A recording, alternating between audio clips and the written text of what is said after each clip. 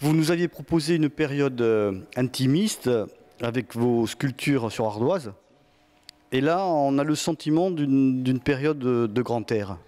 Eh bien, si vous avez trouvé exactement ce que j'allais vous dire, oui, je suis resté très longtemps, très longtemps à travailler à l'intérieur de l'atelier, à faire un travail, oui, comme vous dites, intimiste, concentré, presque de dessinateur, quoi, disons. Et donc, oui, c'est presque une dizaine d'années où j'ai approfondi, j'ai poursuivi ce rêve de plaques sensibles, hein, qui sont très sensibles à l'éclairage, tout ça. Mais j'ai senti sans doute ce besoin de respirer, de bouger. Toutes ces pièces-là, les morceaux, elles sont faites souvent, enfin, presque dans toutes, il y a du marbre ou des marbres différents, hein. Et j'avais ça en stock devant chez moi, qui traînait un peu depuis des années et des années. Et tous les jours, je passais devant, je les regardais, je rêvais, comme ça. Enfin, elles me faisaient un peu rêver. Et puis, voilà, quoi, je les ai pris un peu à bras-le-corps et j'ai essayé de les présenter le mieux possible, ces belles pierres. Alors, certaines sont travaillées, certaines, enfin, très peu, qui ne sont absolument pas travaillées, hein, qui sont uniquement exposées, comme ça. Voilà. D'où vous vient votre inspiration? Voilà, d'où me vient mon inspiration. De naissance, quoi, je dois avoir un caractère plutôt rêveur, qui regardait les choses, qui rêvait sur les choses, quoi. Et puis voilà, donc après on absorbe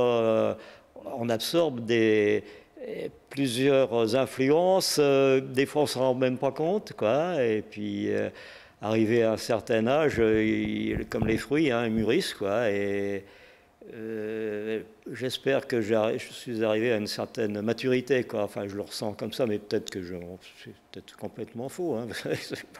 Sur quelle matière travaillez-vous?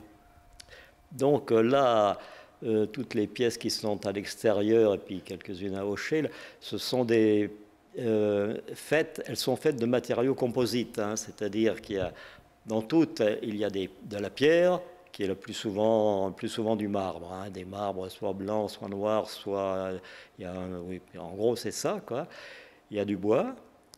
Souvent le bois est là pour supporter ces pierres, pour les élever, disons, les montrer, ou bien accentuer la pierre. Il y a beaucoup de structures également pour faire tenir ces bois et ces pierres droit, verticales. Il y a des structures métalliques qui sont faites par un artisan qui est à côté de chez moi, Hubert Fischer, hein, qui fait du très bon travail technique, très bien. Ouais. Mon rêve, c'est de faire envoler la pierre, quoi, presque. C'est ça, hein, oui, tout à fait. Je vois que oui.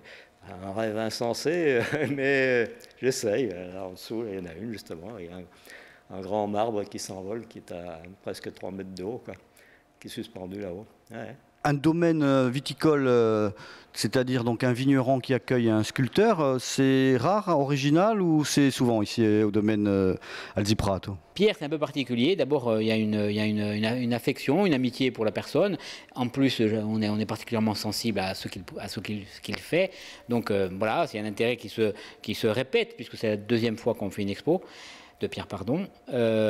Après, on essaye de faire vivre un peu le domaine en créant un peu des événements tout au long de l'année. Ça peut être aussi bien des événements liés vers des expositions artistiques ou des conférences ou des événements liés autour de la gastronomie, par exemple. Qu'est-ce que vous aimez chez Pierre, pardon? Chez Pierre, le sculpteur?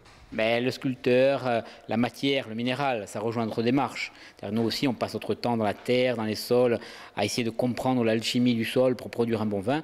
Et lui, il a une démarche, il prend un autre angle, mais il travaille le minéral et il essaie de faire naître quelque chose aussi d'une masse de pierre.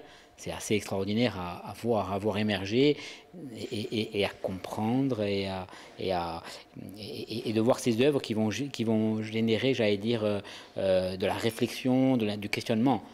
C'est passionnant.